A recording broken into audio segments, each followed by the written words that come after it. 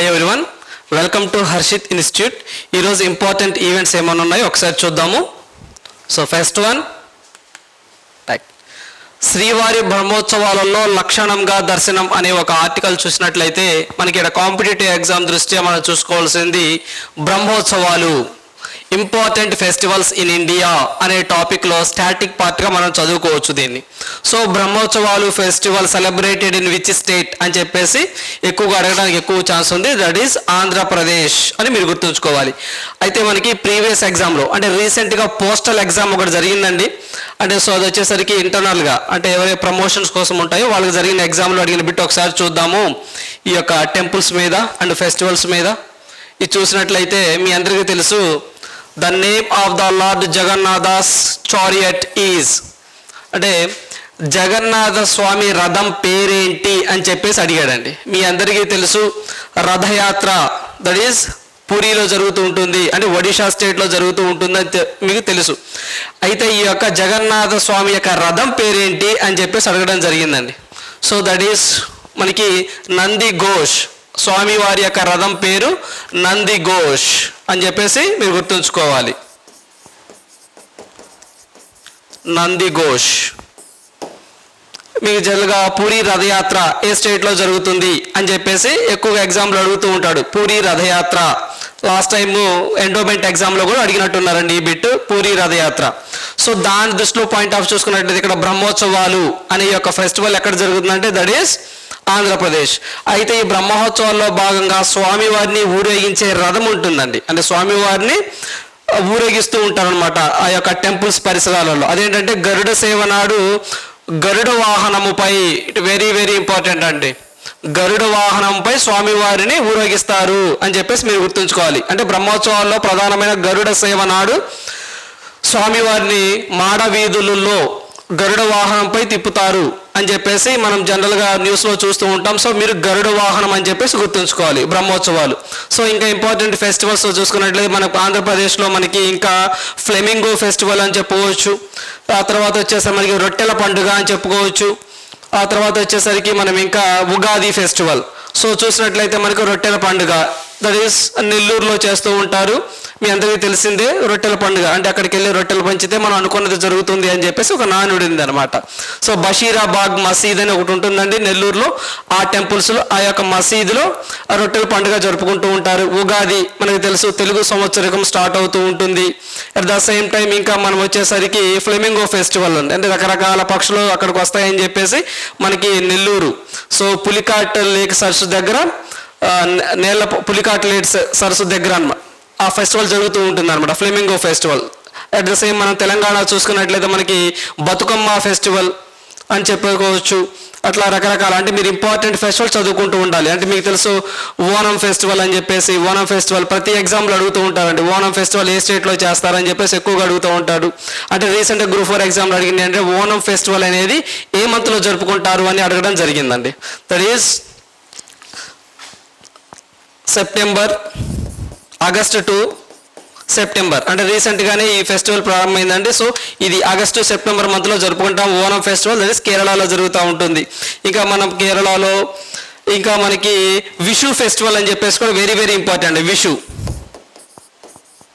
Vishu festival అంటే మనకి ఉగాది ఏ విధంగా ఉంటుందో మనకి ఉగాది అంటే కొత్త సంవత్సరం స్టార్ట్ అవుతుందో ఈ కేరళ వాళ్ళు కూడా మనకి విషు అనే ఫెస్టివల్ కొత్త సంవత్సరంగా జరుపుకుంటూ ఉంటారు అక్కడ. మనం రీసెంట్గా చూసినట్లయితే అక్కడే ఇంకా మనకి తమిళనాడు చూసుకున్నట్లయితే మనకి కంబారా పోటీస్ జల్లికట్టు పోటీస్ జరుగుతూ ఉంటాయి. జల్లికట్టు పోటీలు జరుగుతూ ఉంటాయి. కర్ణాటక చూసుకుంటే కంబాలా పోటీస్ జరుగుతూ ఉంటాయి.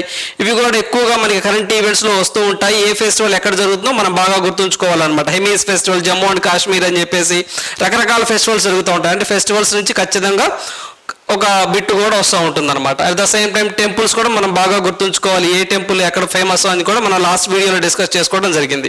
సో ఇక్కడ పాయింట్ వచ్చేసరికి మనకి బ్రహ్మోత్సవాలు అనేది ఆంధ్రప్రదేశ్లో జరుగుతుంది.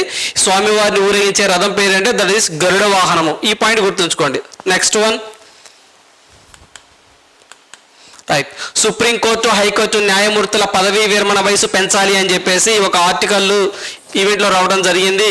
ఇవి చూసుకున్నట్లయితే ప్రజెంట్ మనకి ఇవైతే హైకోర్ట్ ఆఫ్ ఇండియా, హైకోర్టు కానివ్వండి, అంటే స్టేట్ హైకోర్ట్స్ కానివ్వండి, లేదా సుప్రీం కోర్ట్ ఆఫ్ ఇండియా కానివ్వండి, దిగువ కోర్టుల్లో వాళ్ళ యొక్క జడ్జెస్ యొక్క వయసు పెంచాలి అని చెప్పేసి బార్ కౌన్సిల్ ఆఫ్ ఇండియా తీర్మానం చేసిందనమాట.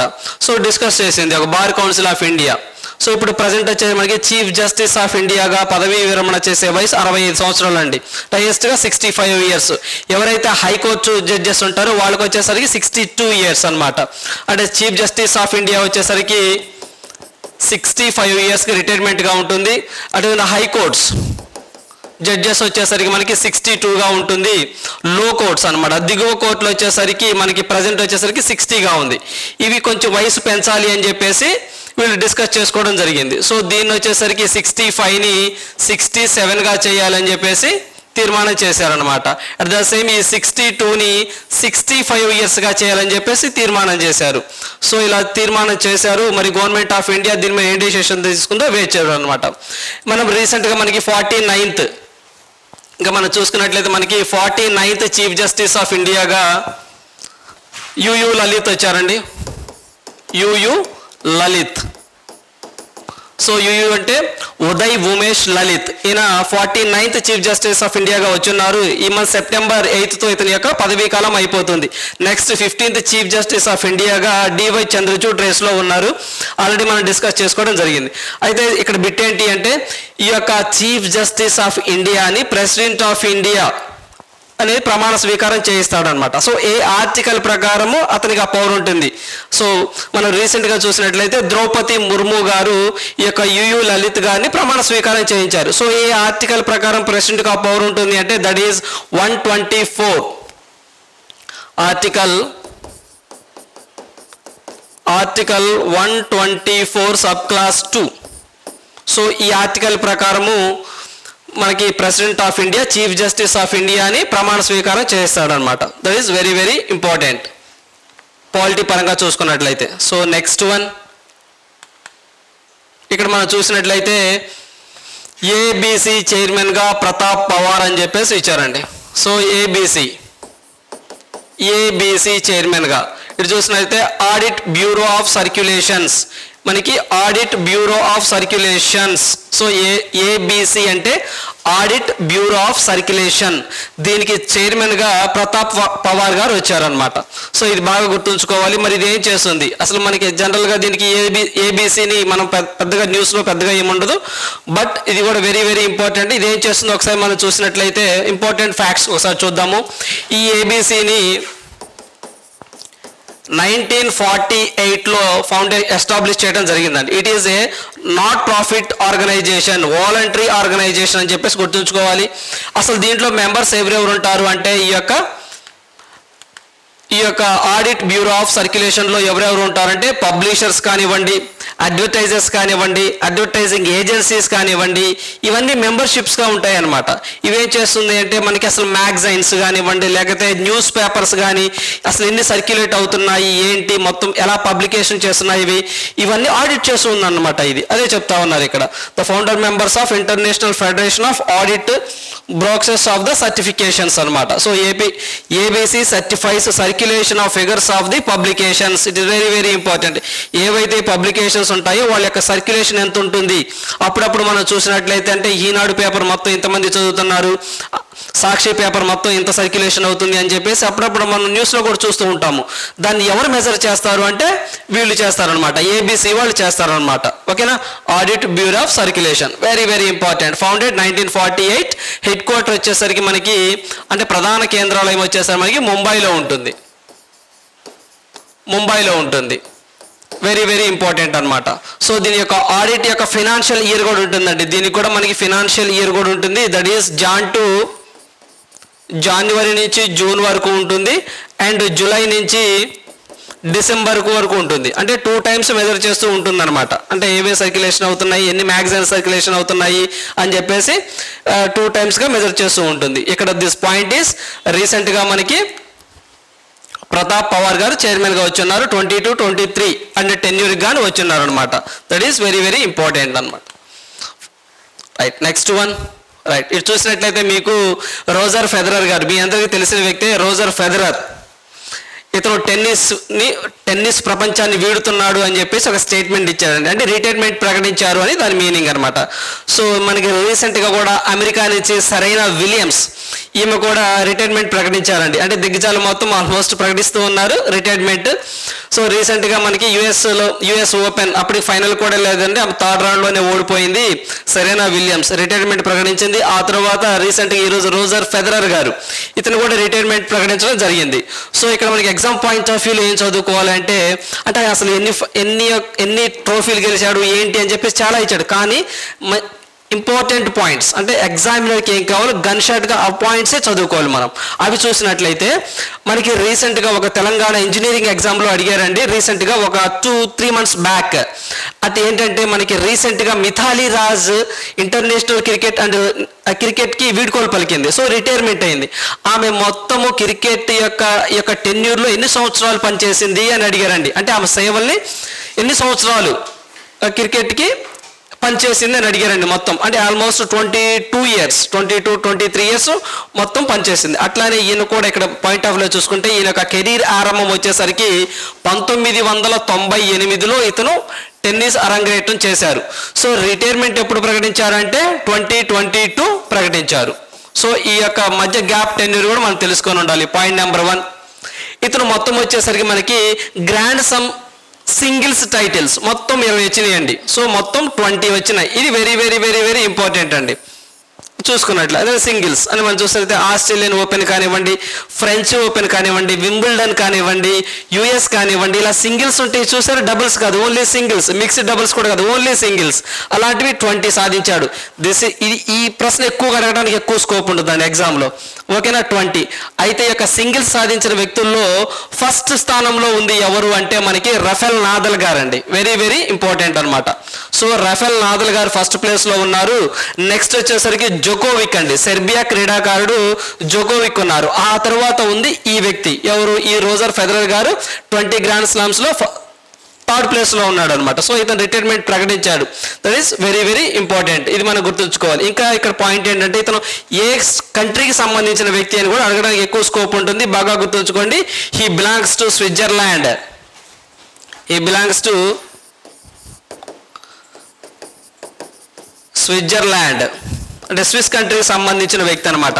మొత్తం ఇతను గ్రాండ్ స్లామ్ టైటిల్స్ వచ్చేసరికి 20 వచ్చాయన్నమాట. ఇతను కెరీర్ ఆరంభం వచ్చేసరికి 1999 నుంచి 2002 వరకు ఉన్నారు. That is very very important. Roger Federer.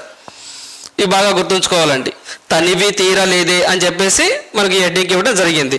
ఇతని యొక్క స్పోర్ట్స్ వచ్చేసరికి టెన్నిస్. సో ఇతనికి సచిన్ ఇతను మంచి ఫ్రెండ్స్ అని కూడా టెండూల్కర్ గారు కూడా ఒక ఇంటర్వ్యూలు ఇవ్వడం జరిగిందనమాట. సో అది ఎగ్జామ్లో ఎవరిలో అండి జనరల్గా గుర్తుంచుకోండి, టెన్నిస్ ఫీల్డ్ అని చెప్పేసి గుర్తుంచుకోండి. సో నెక్స్ట్ వన్ ఇక్కడ చూసినట్లయితే మనకి తమిళనాడు సీఎం లాంచెస్ బ్రేక్ఫాస్ట్ అండి. ఇది తమిళనాడు చీఫ్ మినిస్టర్ స్టాలిన్ గారు చీఫ్ మినిస్టర్స్ బ్రేక్ఫాస్ట్ స్కీమ్ అని చెప్పేసి ఒక స్కీమ్ లాంచ్ చేయడం జరిగింది. సో ఆ స్కీమ్లో భాగంగా మనం ఇక్కడ ఆర్టికల్ చూసినట్లయితే Chief Minister M.K. Stalin having a breakfast with the students of the schools in Madurai on Thursday. So ఈ స్కీమ్ని మదురైలో లాంచ్ చేయడం జరిగింది. సో ఈ యొక్క స్కీమ్ ఏంటి అంటే ఇతను ఈ స్కీమ్ లాంచ్ చేసే ముందు ఈ స్టాలిన్ గారికి కొన్ని స్కూల్స్కి వెళ్ళినప్పుడు అక్కడ కొన్ని విషయాలు తెలిసినాయంట. అంటే చిన్న పిల్లలు వచ్చేసరికి ఎర్లీ మార్నింగ్ టిఫిన్ చేయకుండా స్కూల్స్కి వచ్చేస్తున్నారంట. సో అందువల్ల వాళ్ళు బాగా నీరసపడిపోతున్నారు, క్లాస్లో చెప్పి సరిగ్గా వినటం లేదు, కొన్ని డిసీజ్ వస్తున్నాయి అని చెప్పేసి రిపోర్ట్స్ వెళ్ళినాయి. అందువల్ల అని చెప్పేసి ఇతని యొక్క ఈ స్కీమ్ లాంచ్ చేశారండి. అంటే ఈ స్కీమ్ ఉద్దేశం ఏంటంటే 1వ తరగతి నుంచి 5వ తరగతి, సో ఫస్ట్ క్లాస్ నుంచి 5th క్లాస్ వరకు ఎవరైతే పిల్లలు చదువుతారో వాళ్ళకి ఈ స్కీమ్ ఎలిజిబిలిటీ ఉంటుంది. First point number 1. అయితే ఈ స్కీమ్ని ఫస్ట్ టైం అంటే ఫస్ట్ విడతగా మనకి 1545 స్కూల్స్ అంటే 1545 స్కూల్స్లో ఫస్ట్ ఇంప్లిమెంటేషన్ చేయడం జరుగుతుందన్నమాట. సో దీనికి కాను ఆల్మోస్ట్ మనకి 33 కోట్లు అంటే ఆల్మోస్ట్ 33 కోట్లు మేము దీనికి ఖర్చు చేస్తామని చెప్పేసి కూడా చెప్తా ఉన్నారు. అయితే మొత్తం మనకి 1.14 lakh 1.14 lakh చిల్డ్రన్స్కి ఇది బెనిఫిట్ ఉంటుంది అని కూడా ఈ స్కీమ్ యొక్క మెయిన్ ఉద్దేశం అనమాట. సో ఓవరాల్గా ఈ సినారియోలో చూసినట్లయితే ఈ CMs breakfast scheme launched in Tamil Nadu Madurai. So ఈ యొక్క స్కీమ్ని ఎవరు లాంచ్ చేశారు అంటే తమిళనాడు స్టేట్ లాంచ్ చేసింది. Point number 1. పాయింట్ నెంబర్ 2, ఈ యొక్క స్కీమ్ ఎవరి కోసం అంటే క్లాస్ ఎవరైతే 1వ తరగతి నుంచి 5వ తరగతి చదువుతారో వాళ్ళకి మాత్రం ఇది ఎలిజిబిలిటీ ఉంటుంది. పాయింట్ నెంబర్ 3, ఈ యొక్క స్కీమ్ గాను తమిళనాడు గవర్నమెంట్ ఎంత ఖర్చు చేయాలనుకుంటుంది అంటే ఈ సంవత్సరం 33 కోట్లు, అంటే ఆల్మోస్ట్ 33.5 కోట్లు అనుకోండి, ఓకేనా. 33.56 crores అంటే ఆల్మోస్ట్ 33.5 కోట్లు ఖర్చు చేయాలనుకుంటుంది, ఓకేనా. మొత్తం ఎంతమంది చిల్డ్రన్ దీన్ని బెనిఫిట్ పొందుతారు అంటే 1.14 lakhs, అంటే 1,14,000 మంది ఆల్మోస్ట్గా బెనిఫిట్ పొందుతారు. మొత్తం ఎన్ని స్కూల్స్ కవర్ చేస్తున్నారు అంటే 1545 స్కూల్స్. ఇవి బాగా గుర్తుంచుకోవాలండి, ఇవి కరెంట్ ఈవెంట్. సో ఇంకొంచెం మనం డెప్త్గా వెళ్ళి చూసినట్లయితే మీ అందరికీ తెలిసిందే మధ్యాహ్న భోజన పథకము, మిడ్ డే మీల్ స్కీమ్ అండి. సో మనకి mid day meal scheme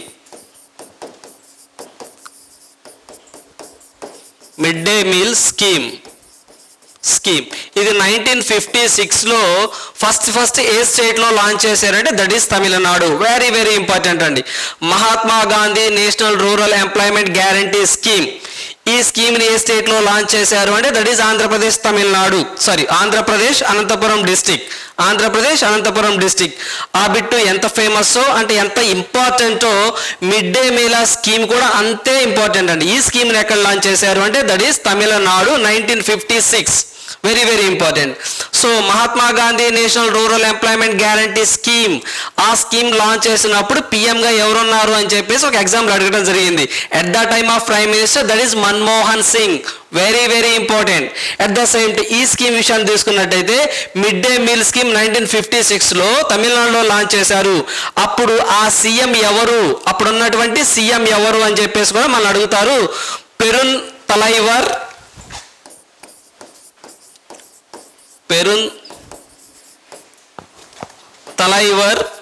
Kamarajar.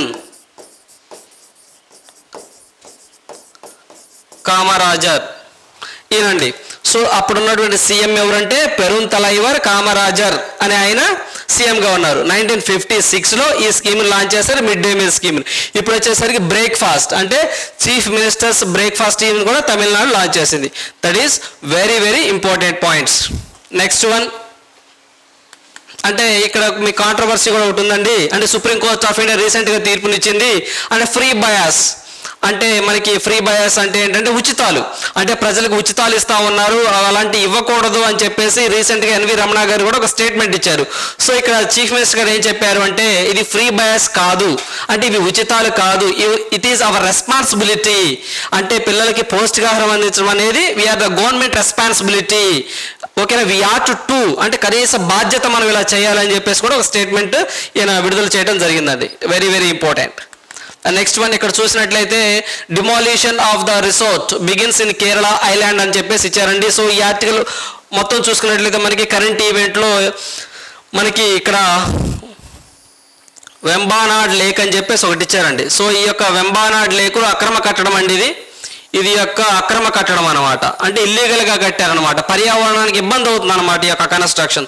So ఈ యొక్క కన్స్ట్రక్షన్ డిమాలిష్ చేయాలి అని చెప్పేసి ఆ స్టేట్ గవర్నమెంట్ భావించింది అనమాట. సో వార్తల్లోకి ఎందుకు ఉందంటే అది ఒక లేక్లో కట్టారు. ఆ లేక్ పేరు ఏంటి అంటే మనకి వెంబానాడ్ లేక్ అనమాట. వెంబానాడ్ లేక్ వచ్చేసరికి మనకి వెంబానాడ్ lake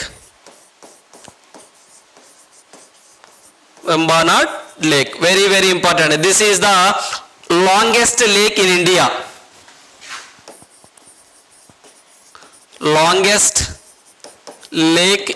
India. Very very important అండి.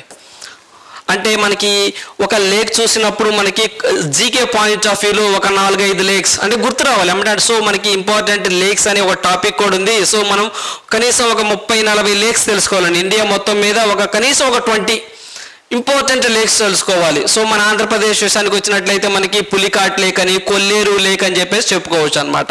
సో ఇంకా చెప్పుకోవాలంటే broadest lake in India. So broadest lake in India వచ్చేసరికి చిత్రకూట్ లేక్ అండి, వాటర్ ఫాల్ ఓకేనా. Broadest water falls and lakes, ఈ రెండు టాపిక్స్ ఖచ్చితంగా కలిపి చదువుకోవాలండి. లేక్స్ ఏమున్నాయి, వాటర్ ఫాల్స్ ఏమున్నాయి అని చెప్పేసి కూడా ఖచ్చితంగా చదువుకోవాలి. లాస్ట్ టైం మనకి ఏపీ పోలీస్ ప్రిలిమ్స్ మెయిన్స్ ఎగ్జామ్లో అడిగారండి. So which is the following the match the అని చెప్పేసి అని అడిగారు. బ్రాడెస్ట్ వాటర్ ఫాల్ ఇండియా వచ్చేసరికి మనకి broadest water fall Chitrakoot water fall అండి, దట్ ఈస్ లొకేటెడ్ ఇన్ ఛత్తీస్గఢ్లో ఉంటుంది. తర్వాత వచ్చేసరికి highest water fall in India అని కూడా అడిగారు, that is Kunchikal water fall, that is located in Karnataka అని కూడా మీరు గుర్తుంచుకోవాలి. సో లేక్స్ వచ్చేసరికి మనకి ఏపీలో పులికాట్ అని, కొల్లేరు లేక్ అని, పులికాట్ వచ్చి దట్ ఈస్ నెల్లూరు, సో ఆంధ్రాకి తమిళనాడుకి బోర్డర్లో ఉంటుంది, గుర్తుంచుకోవాలి. సో మీకు కొల్లేరు లేక్ మీకు తెలుసు west Godavari and Krishna district బోర్డర్లో ఉంటుంది, that is very very important అనమాట. సో మనకి పులికాట్ లేక్ వచ్చేసరికి సాల్ట్ వాటర్ లేక్, ఈ యొక్క కొల్లేరు లేక్ వచ్చేసరికి ఫ్రెష్ వాటర్ లేక్, అది కూడా గుర్తుంచుకోవాలి. ఇక్కడ చూసుకుంటే మనకి వెంబాడం లేక్ అని, ఇంకా కేరళలో మనకి పెరియార్ లేక్ అని ఉంటుంది, ఓకేనా. పెరియార్ లేక్ అని కూడా వెరీ వెరీ ఇంపార్టెంట్ అనమాట, పెరియార్ లేక్ అనమాట. నెక్స్ట్ లేక్స్ కూడా చదువుకోవాలన్నమాట, వెంబాడం లేక్ అని, తర్వాత అన్నమొడి లేక్ అని, ఇలాంటి లేక్స్ ఉంటాయి అన్నమాట. నెక్స్ట్ వన్ ఇదేనండి audit bureau of circulations. So ఇది ఇందులో డిస్కస్ చేసుకున్నట్టున్నాం. ఆడిట్ బ్యూరో ఆఫ్ సర్క్యులేషన్స్కి ఎవరు వచ్చారంటే ప్రతాప్ పవార్ అని ఆయన చైర్మన్గా వచ్చారు. ఇసరికి శ్రీనివాస కే స్వామి అయిన డిప్యూటీ చైర్మన్గా వచ్చున్నారు. సో ఇందులో మనం ఓన్లీ చైర్మన్ తెలుసుకున్నాము ప్రతాప్ పవార్ గురించి. సో ఇప్పుడు డిప్యూటీ చైర్మన్గా కూడా మనకి శ్రీనివాసన్ కే స్వామి, వెరీ వెరీ ఇంపార్టెంట్, శ్రీనివాసన్ కే స్వామి వచ్చారు. సో నెక్స్ట్ వన్ ఇక్కడ మీరు చూసినట్లయితే PM bats for the green automobile sector. ఏవైతే ఇప్పుడు ఈ పర్యావరణానికి హాని కలుగుతున్నాయో ఈ యొక్క పెట్రోల్ డీజిల్తో నడిచే వాహనాలన్నీ మనం తీసేయాలి. ఏవైతే ఈ యొక్క హైడ్రోజన్ అంటే గ్రీన్ ఎమిషన్స్ అనమాట, సో ఏవైతే గ్రీన్ పవర్తో ఇప్పుడు అన్ని హైడ్రోజన్తో వచ్చే వస్తున్నాయండి, ఎలక్ట్రిక్ పవర్స్తో వచ్చే వస్తున్నాయి. దానివల్ల పర్యావరణానికి ఇబ్బంది లేకుండా ఉంటుంది. కార్బన్ డైఆక్సైడ్ చాలా తక్కువగా ఇదవుతూ ఉంటుంది. మనకి పెట్రోల్ ఇంపోర్ట్స్ కూడా చాలా తక్కువ అవుతాయి. దానివల్ల మనకి విదేశీ డాలర్ కూడా మిగులుతుంది. ఇలాంటి కొన్ని ప్లస్లు ఉన్నాయండి. సో దీనివల్ల మనం సెల్ఫ్ రిలయంట్ సాధించాలి, ఓకేనా. ఈ ఎలక్ట్రానిక్స్లో మనకి ఆటోమొబైల్ సెక్టార్లో కూడా మనం సెల్ఫ్ రిలయంట్ అంటే ఒక కంట్రీ మీద డిపెండ్ అవ్వకుండా మనం సొంతగా తయారు చేసుకోవాలని చెప్పేసి మోడీ గారు పిలుపునిచ్చారు. ఇక్కడ ఓవరాల్గా సినారియోలో మనం తెలుసుకోవాల్సిన పాయింట్ ఏంటంటే కాంపిటీషన్ ఎగ్జామ్ దృష్ట్యా మనం వచ్చేసరికి 2047 ఈ ఇయర్ బాగా గుర్తుంచుకోవాలండి. ఈ ఇయర్ కల్లా 100% అనేది మనకి సెల్ఫ్ రిలయంట్ ఉండాలి అని చెప్పేసి మనం తెలుసుకోవాలన్నమాట. Self reliant in the entire manufacturing vehicle chains అనమాట.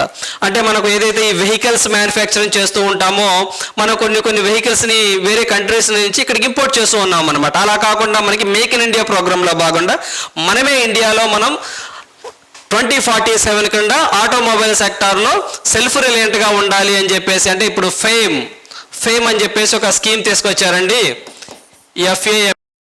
ఫేమ్ అని చెప్పేసి. సో దీంట్లో భాగంగా ఏంటంటే faster adoption and manufacturing electrical vehicles, abbreviation వచ్చేసరికి మనకి faster adoption and manufacturing of electronics.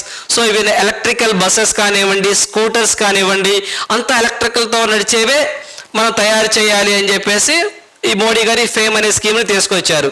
మనం 2047 కల్లా ఈ ఆటోమొబైల్ సెక్టార్ని మనం ఇండిపెండెంట్గా ఉండాలని చెప్పేసి మోడీ గారు సంకల్పించారు. సో ఇంకా మోడీ గారు ఏం చెప్పారంటే ఆగస్టు 15న మనం 2047 కల్లా డెవలపింగ్ నుంచి డెవలప్డ్ కంట్రీగా అభివృద్ధి చెందాలని చెప్పేసి కూడా టార్గెట్గా పెట్టుకున్నాం.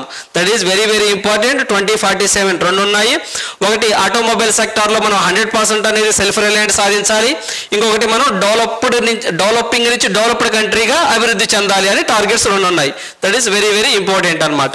సో దీంట్లో భాగంగా ఫేమ్ అనే ఒక స్కీమ్ కూడా very very important, faster adoption and manufacturing of electric vehicles. Next one ఇక్కడ మనం చూసుకున్నట్లయితే ఈరోజు హిందూ పేపర్లో ఉన్నటువంటి ఫార్మర్ పాకిస్తాన్ అంపైర్ ఒక ఆయన చనిపోయారండి, ఆయన పేరు రౌఫ్, పాసెస్ అవే అని చెప్పేసి అన్నారు. సో ఈయన పూర్తి పేరు వచ్చేసరికి అసద్ రౌఫ్. ఈయన పాకిస్తాన్ చేసిన అంపైర్ అనమాట. ఇతను మొత్తం వచ్చేసరికి 64 టెస్ట్కి గాను 64 టెస్ట్స్ 139 వన్ డేస్ 139 ఇది వచ్చేసరికి 64 టెస్ట్ మ్యాచెస్ కానివ్వండి, 139 వన్డే ఇంటర్నేషనల్ కానివ్వండి, సో వచ్చేసరికి మనకి 28 T20 కానివ్వండి. సో వీటికి ఎంపైర్గా పనిచేస్తున్నారు. ఈ బిలాంగ్స్ టు ఫ్రమ్ పాకిస్తాన్ కంట్రీకి సంబంధించిన వ్యక్తి, బాగా చదువుకోవాలన్నమాట, అసద్ రౌఫ్ అనమాట. So next one. సో ఇవ్వండి ఈరోజు important current events. Thank you, all the best.